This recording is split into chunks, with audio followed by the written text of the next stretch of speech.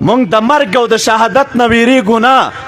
شهادت د رب العالمین نعمت دی، مونږ یې غواړو. د رب العالمین نه مو غوښتی دی، د شهادت ارزو لرو، خو لیکن دا شهادتونه چې غواړو زمونږ نامراد او ذلیل دښمن دې هم دا واوري.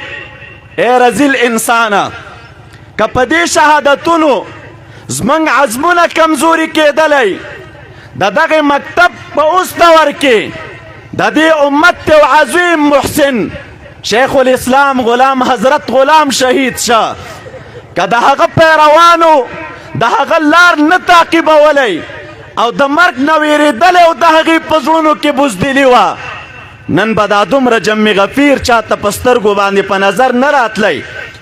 د هغې نه بعد د هغه د شهادت نه وروستو د افغانستان د خاورې یو عظیم بل محسن چې دا همدغه د شمالي خاوره د هغه د شهادت شاهده وه، جناب مفتی صاحب محمد نعمان شهید مو ورکه. د کال لږه موده یې وشوه، د کال لږه موده یې وشوه، باوجود د هغې چې ملګري ورسره شهیدان شول، باوجود د هغې چې انفجار مسجد کې وه، اما د هغه په خدماتو کې کوم فرق نه دی راغلی. لا نورم رب العالمین د هغه په خدماتو کې وسعت او فراخي راوستلی. او نن که حضرت شیخ شهید دی، سبا به نور شهادتونه وینو، بله ورځ به نور وینو، بله ورځ به نور وینو. دا در سره وعده کوم، د رب العالمین پیغام دی مونږ او تاسو ته چې د چا په شهادت د چا خدمتونه کمیږي نه او کمزوري کیږي نه.